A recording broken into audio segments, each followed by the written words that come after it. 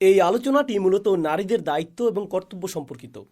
পুরুষদের তো বেশ কিছু দায়িত্ব রয়েছে, যেমন পরিবারের অন্ন জোগাতে তাদেরকে ঘাম ঝরাতে হয়, হাড় ভাঙা খাটুনি খাটতে হয়, পরিবারের দেখাশোনার জন্য সব ধরনের শ্রম দিতে হয়, তাদের নিরাপত্তা দেয়া, ভরণ পোষণ করা, মানসিকভাবে, আর্থিকভাবে ও শারীরিকভাবে তত্ত্বাবধান করা সহ এ জাতীয় সকল দায়িত্ব। তাহলে নারীদের দায়িত্বগুলো কি? এই সমীকরণে তাদের পক্ষটি আসলে কেমন? আল্লাহ আজ্জা ওয়া জাল্লা শুরুই করেছেন এভাবে যে পুরুষরা নারীদের দেখাশোনা করবে, আর আপনারা আশা করছিলেন আল্লাহ বলবেন যে অতএব নারীদেরও এ জাতীয় কাজ করতে হবে, তাই না? কিন্তু এভাবে না বলে তিনি বললেন ফাসলিহাত, একইভাবে অতএব পুণ্যবতী নারীরা, ভালো নারীরা। তিনি নারী শব্দটিও আলাদাভাবে উল্লেখ করেননি, তিনি বলেছেন ভালো নারী, যেন আল্লাহ নারীদের কাছে প্রথমেই ভালো হওয়াটা প্রত্যাশা করেন। আলাদাভাবে নারীর উল্লেখ করা হয়নি, তোমাদেরকে ভালো হতেই হবে। আর আরবিতে এই ভালো অর্থ কি? সলেহ শব্দটি এসেছে মূলত সুলহ থেকে। সুলহ হলো ঝগড়া বিবাদের বিপরীত, দুর্নীতির বিপরীত। মূলত যখন কোনো দ্বন্দ্ব হয় আর আপনি দুই পক্ষের মধ্যে শান্তি চান, তখন আপনি সুলহ করেন। অর্থাৎ নারীরাই হলো উৎস, স্ত্রীরাই পরিবারের সকল দ্বন্দ্ব মেটানোর মূল উৎস। তারা শান্তি আর আপোষ মীমাংসার উৎস। তাদের কারণেই রাগ জেদ প্রশমিত হবে, তাদের কারণেই গলার আওয়াজ নিচু হবে। তারাই হলো প্রশান্তির উৎস, তারাই হলো বিবেকের কণ্ঠস্বর, তারাই সংশোধনের উৎস। যদি কোনো দ্বন্দ্ব বা উৎকণ্ঠা থাকে, স্বামী প্রথমেই যার দিকে তাকায়, যার কারণে সব কিছু শান্ত হয়ে যায়, তিনিই হলেন তার স্ত্রী। স্বামীদের মধ্যে কেউ কেউ হয়তো ভাবছেন সত্যিই তাই, কারণ সব ঝগড়াঝাটি তো হলো আসলে, আপনি বলছেন যেখান থেকে সব ঝগড়া শুরু হয় সেখানেই আসলে তা শেষ হওয়ার কথা, কারণ তার গলা ছাড়া আমার ঘরে আর কারোই উঁচু আওয়াজ শোনা যায় না, আর সে ছাড়া আমার ঘরে অন্য কেউ রাগান্বিতও হয় না। পুরুষরা নিজ দায়িত্ব পালন করে না, আবার নারীরাও নিজ দায়িত্ব পালন করে না, আর এভাবেই তারা চরম টানাপোড়েন আর দ্বন্দ্বের কারণ হয়ে দাঁড়ায়। আল্লাহ শুরুতেই বলেছেন যে স্ত্রীরা হলো সংশোধনের উৎস, তারা প্রশান্ত, তারা আসলে নিজেরাই শান্তি, নিজেরাই যেন কল্যাণ। তারা সব ধরনের মানসিক চাপ দূর করে দেয়, এটাই হলো প্রথম গুণ। এরপর তিনি বলেছেন অনিতাতুন, আনুগত্য করতে আগ্রহী। কেউ কেউ এর ব্যাখ্যা করেছেন আল্লাহর প্রতি আনুগত্যে আগ্রহী, আর এটা সত্যও বটে, তারা আসলেই আল্লাহর আনুগত্য করতে আগ্রহী। এর অনুবাদ করা হয় অনুগত হিসেবে, যেমন আল কুনুতু লিল্লাহ, অর্থাৎ সেই কুনুত যা আল্লাহর জন্য। আল্লাহ বলেছেন কুমু লিল্লাহি কানিতিন, অর্থাৎ এমন আনুগত্যের আগ্রহ পোষণ করো যা একমাত্র আল্লাহর সন্তুষ্টির জন্য। কিন্তু এর অর্থ আসলে কি? এই প্রসঙ্গ এখানে কেন আসলো? কারণ এক পক্ষ যদি এমন হয় যে পুরুষদের এটা নারীদের জন্য করা উচিত, আপনি আশা করবেন বাকিটা হবে এমন যে নারীদেরও উচিত পুরুষদের জন্য করা। তো এর মাঝখানে কেন আল্লাহ বললেন হ্যাঁ পুরুষদের জন্য নারীদের এমনটা করা উচিত, তবে এই অংশটুকু আল্লাহর জন্য? এর কারণটা হলো নারীদের স্মরণ রাখতে হবে যখন তারা প্রশান্তির উৎস হচ্ছে আর যখন তারা সংসারে শান্তি ও স্থিতি বজায় রাখছে, তাদেরকে বুঝতে হবে যে ঘরকে শান্ত রাখার ক্ষমতা একমাত্র তাদেরই রয়েছে, আর সংসারে আগুন লাগানোর ক্ষমতাও একমাত্র তাদেরই রয়েছে। তারাই সংসারের আবেগ নিয়ন্ত্রণ করে। যেমন আপনি ঘরে রিমোট কন্ট্রোল দ্বারা এসির তাপমাত্রা নিয়ন্ত্রণ করে থাকেন, ঠিক তেমনি নারীরাও সংসারের আবেগের তাপমাত্রা নিয়ন্ত্রণ করে, তারাই নিয়ন্ত্রণ করে। আর তাদের এটা ঠান্ডা রাখাই উচিত, কারণ এটা স্বয়ং আল্লাহর আনুগত্যেরই একটা অংশ। এটা আল্লাহর প্রতি তাদের আনুগত্যের আগ্রহ থেকেই আসে। অতএব তাদেরকে হতে হবে প্রশান্তির উৎস। আসলে উভয়কেই দায়িত্ব পালন করতে হবে, কারণ পুরুষরা তাদের দেখাশোনা করছে আর বিনিময়ে নারীরা শান্ত থাকছে। আমরা জানি কিছু মানুষের ক্ষেত্রে মানসিক নির্যাতনমূলক সম্পর্কের ক্ষেত্রে কি ঘটে। একজন অনবরত বলতে থাকে শান্ত হও, শান্ত হও, ঠিক আছে ঠিক আছে, প্লিজ রাগ করো না। আর যত বেশি আপনি এটা বলেন, না আমার সাথে কথা বলবে না, আমাকে একা থাকতে দাও, ইত্যাদি ইত্যাদি, তো একজনকে রেগে থাকতেই হবে।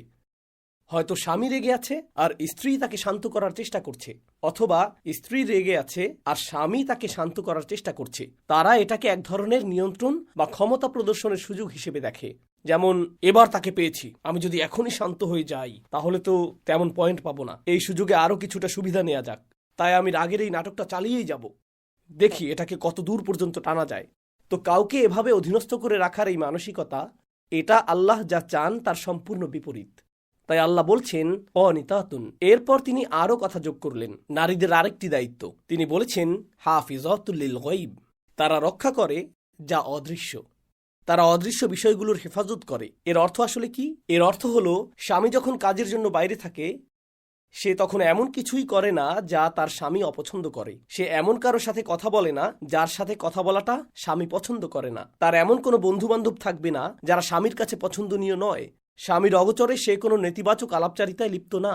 স্বামী স্ত্রীর মাঝখানের একান্ত ব্যক্তিগত কথাবার্তা তার মা, তার বোন বা অন্য কারোর সাথে শেয়ার করা যাবে না, কারণ স্ত্রী তো সেটা গোপন রাখার কথা। স্বামী এবং স্ত্রীর মাঝে একটা গোপনীয়তা বা প্রাইভেসি থাকে।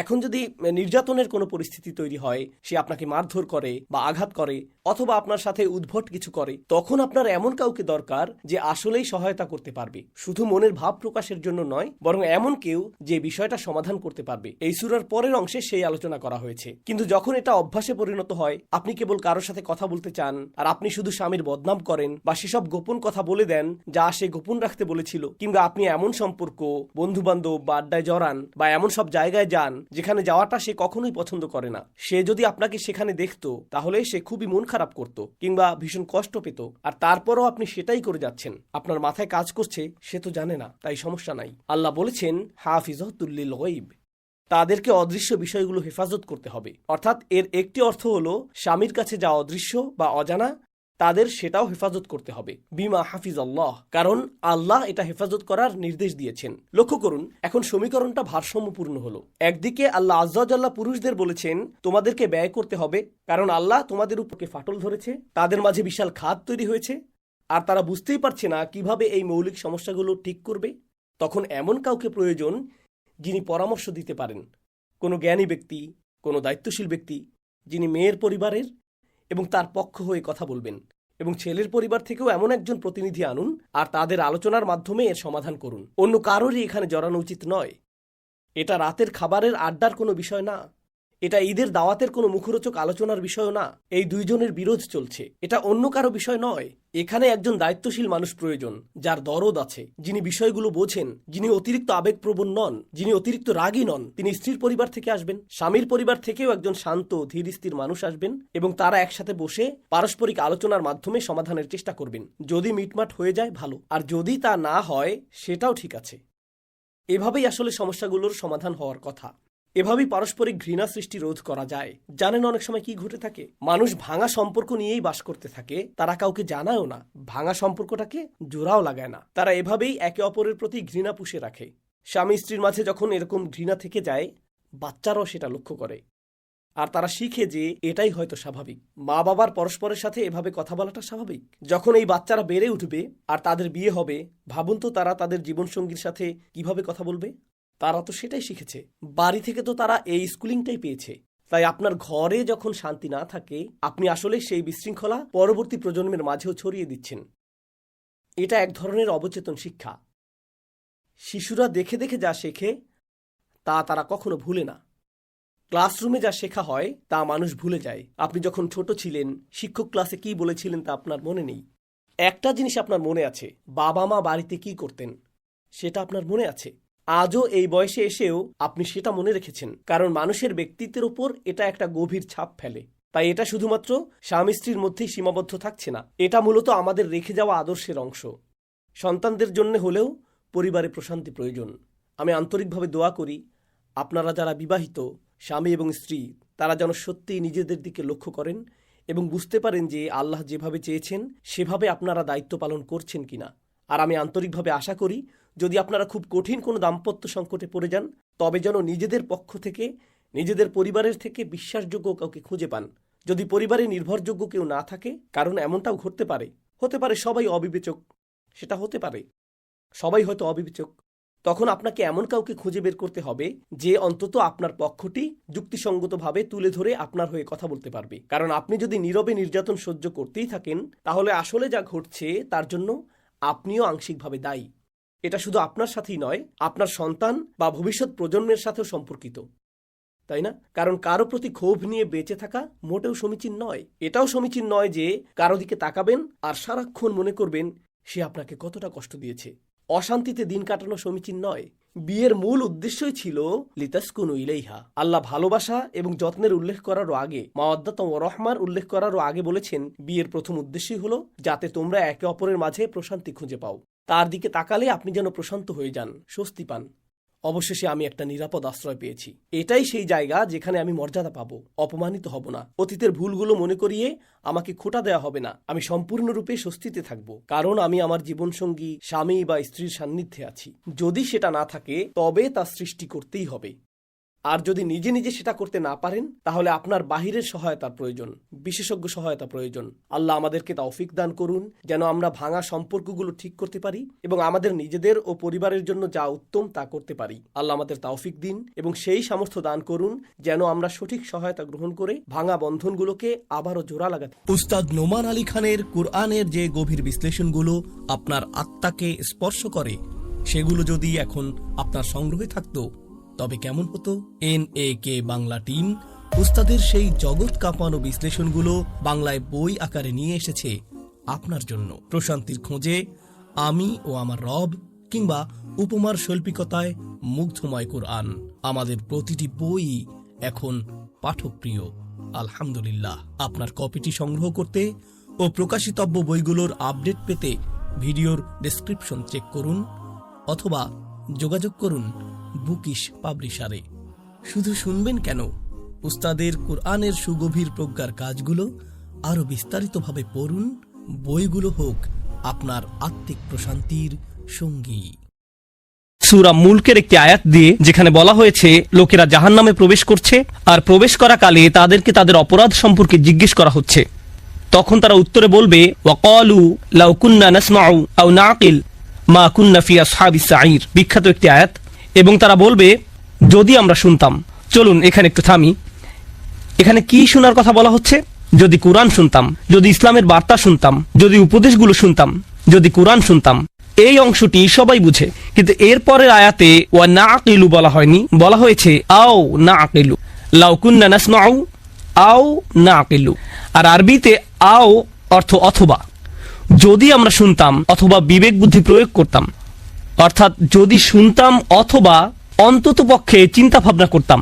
কথাগুলো এভাবে উপস্থাপনার পেছনে শক্তিশালী উদ্দেশ্য রয়েছে।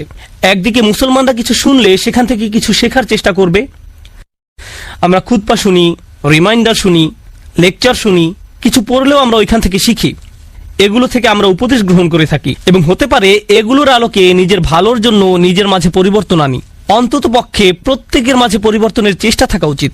এই মানুষগুলোর আজ এই পরিণতির অন্যতম একটা কারণ হলো ভালো ভালো উপদেশ শোনার পরেও তারা নিজেদের পরিবর্তন করেনি। তারা শুনতে অস্বীকার করলো। মানে শ্রবণ করার দুইটা দিক রয়েছে, একদিকে কিছু কথা কানে প্রবেশ করা আর অন্যদিকে সে কথাগুলো নিজের জীবনে প্রয়োগ করা।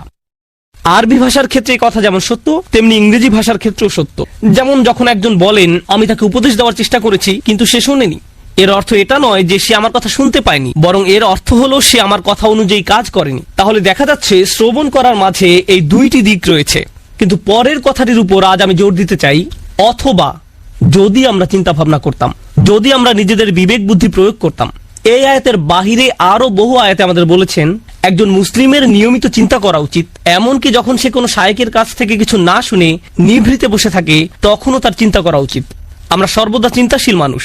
তো যে বিষয়গুলো আমাদের চিন্তাশীল বানায় তা হলো আয়াত। আল্লাহর নিদর্শনগুলোর উদ্দেশ্য হলো লাআল্লাহুম ইয়াতাফাক্কারুন লিকাওমি ইয়াকিলুন লাআল্লাকুম তাকিলুন লিয়াদাব্বারু লিআয়াতি, যাতে তারা এর আয়াতসমূহ নিয়ে গভীরভাবে চিন্তা করে। আর আয়াত বলতে শুধু কোরআনের আয়াত বোঝানো হচ্ছে না, চারপাশে আল্লাহর যে বিস্ময়কর সৃষ্টি রয়েছে তাও বোঝানো হচ্ছে। যখন বাহিরে গিয়ে আকাশের দিকে তাকান তখন আপনার এটা নিয়ে চিন্তা করা উচিত। আমরা যখন বাহিরে কোনো গাছের দিকে তাকাই তখনও আমাদের চিন্তা করা উচিত। মুসলিমদের তো এটাই করার কথা। সবাই যা দেখে আমরা তো তা নিয়ে ভিন্নভাবে চিন্তা করি। তারাও দেখে আর আমরাও দেখি, কিন্তু আমরা যখন দেখি আমরা এর সাথে অন্য কিছুও পর্যবেক্ষণ করি, আমরা চিন্তা করার সুযোগ দেখি। তো আজকের খুতবাহ এমন একটি বিষয় নিয়ে যা অনেকটা উপেক্ষিত। আল্লাহ আজ্জা ওয়া জাল্লা চান আমরা যেন এই সম্পর্কে চিন্তা করি। তিনি চান আমরা যেন ব্যাপারটা গভীরভাবে ভেবে দেখি। এভাবে দুটি বিষয়ের মাঝে পার্থক্য তৈরি হয় যখন আমরা ভাষা ভাষা কোরআন অধ্যয়ন করি এবং সামনে এগিয়ে যাই, অথবা আমরা থামি এবং আল্লাহ সুবহানাহু ওয়া তাআলা কি বলছেন তা নিয়ে গভীরভাবে ভেবে দেখি। তিনি এই অসাধারণ আয়াতে বলেন ওয়া আওহা রাব্বুকা ইলান নাহলি, আল্লাহ ওহী অবতীর্ণ করেন আপনার রব ওহী অবতীর্ণ করেন, যখন বলেন আওহা রব্বুকা, কোরআন যেহেতু রাসূলুল্লাহ সাল্লাল্লাহু আলাইহি সাল্লামের নিকট অবতীর্ণ কালাম, যখন বলা হয় আপনার রব অবতীর্ণ করেছেন, রাসূলুল্লাহ সাল্লাল্লাহু আলাইহি সাল্লাম যখন এই কথা শুনছেন, তিনি হয়তো ভাবছেন আমার রব আমার প্রতি কোরআন নাজিল করেছেন। কিন্তু এই আয়াতে আল্লাহ বলছেন আমি আপনার নিকট অবতীর্ণ হওয়া ওহী সম্পর্কে কথা বলছি না, আমি মৌমাছির নিকট অবতীর্ণ হওয়া ওহী সম্পর্কে কথা বলছি। যেই প্রভু আপনার নিকট কোরআন অবতীর্ণ করেন, তিনি মৌমাছির প্রতিও কিছু একটা অবতীর্ণ করেন। ব্যাপারটা নিয়ে একটু ভেবে দেখুন। মৌমাছি আমাদের অধিকাংশের নিকট গুরুত্বপূর্ণ কোনো বিষয় নয়। এমন নয় যে আমরা প্রতিদিন এটা দেখি। যদি দেখেন ভয় পেয়ে তাড়িয়ে দেন। আর যদি শহরে বাস করেন তাহলে তো আপনি এমনিতেই প্রকৃতি থেকে অনেক দূরে। মোটের উপর আমরা ইট পাথরের শহরে থাকি। আল্লাহর সৃষ্ট বিস্ময়কর প্রকৃতির সাথে আমাদের সাক্ষাৎ হয় কদাচিৎ। যে একটি সৃষ্টিকে এখনো এড়ানো যায় না তা হলো আকাশ। আকাশ সব সময় উপস্থিত। যারা ব্যস্ত শহরে বাস করেন তাদের এমনকি উপরের দিকে তাকানোরও সময় থাকে না। তারা আশেপাশে তাকান, বাসে যাতায়াত করেন, তারা এমনকি আকাশও দেখেন না। তাহলে আমরা কি নিয়ে ভাববো? আমরা এমনকি নিজেদের জন্য চিন্তা করার সময় পাই না, বা আল্লাহ আমাদের যা নিয়ে চিন্তা করতে বলেন তা নিয়েও ভাববার সময় পাই না। তো এই খুতবাতে আমি আপনাদের এমন জিনিস নিয়ে চিন্তা করতে বলবো যা আমরা সম্পূর্ণরূপে উপেক্ষা করি। একটি মৌমাছি, বিশেষ করে আল্লাহ আযজা ওয়া জাল্লা তার রাসূল সাল্লাল্লাহু আলাইহি সাল্লামকে বলেন এমন এক ধরনের ওহী আছে যা আমি আপনার নিকট অবতীর্ণ করিনি, করেছি মৌমাছির প্রতি। সুবহানাল্লাহ। আমাদেরকে মৌমাছি নিয়ে চিন্তা করতে হবে, কারণ কোরআনে আল্লাহ যা কিছু বলেছেন সবকিছু আমাদের হেদায়েতের জন্য। তাই একজন বিশ্বাসী হিসেবে এই ক্ষুদ্র সৃষ্টির প্রতি আমাদের এখন অন্যরকম একটা শ্রদ্ধা তৈরি হয়েছে, কারণ আল্লাহ বর্ণনা করেছেন এই ক্ষুদ্র সৃষ্টি আল্লাহর ওহী গ্রহণ করে থাকে। আল্লাহ এমন কথা গরু সম্পর্কে বলেননি, তিনি এমন কথা উট সম্পর্কেও বলেননি, তিনি পাখি সম্বন্ধেও এমনটি বলেননি। ওই প্রাণীগুলোর কথাও তিনি উল্লেখ করেছেন। তিনি বহু প্রাণীর নাম উল্লেখ করেছেন কোরআনে। অন্য অনেক সৃষ্টির কথা কোরআনে এসেছে, কিন্তু ওহীর ব্যাপারটি যা আমাদের মনোযোগকে বিশেষভাবে আকর্ষণ করেন, এই সৃষ্টির মাঝে বিশেষ কিছু রয়েছে যার দরুন আল্লাহ আমাদেরকে এর প্রতি মনোযোগ দিতে বলেছেন। আর এটা একটা ভাবনার বিষয়। প্রকৃতপক্ষে যদিও এটা আজকের খুতবার বিষয় নয়, ব্যক্তিগতভাবে কয়েক মাস পূর্বে যখন আমি এই আয়াত নিয়ে গবেষণা করছিলাম, আমি মৌমাছির উপর নির্মিত 5-6টা ডকুমেন্টারি দেখেছিলাম। কারণ আল্লাহ চান আমরা যেন এই জীবটাকে কদর করি। আল্লাহ একে ওহী দিচ্ছেন, তাই এই প্রাণীটি যাই করুক না কেন তার সাথে ওহীর একটা সম্পর্ক আছে। এটি ওহীর দ্বারা অনুপ্রাণিত হয়ে কাজ করে। আমি মৌমাছি সম্পর্কে বেশি কিছু জানতাম না, তাই আমাকে এই বিষয়ে অধ্যয়ন করতে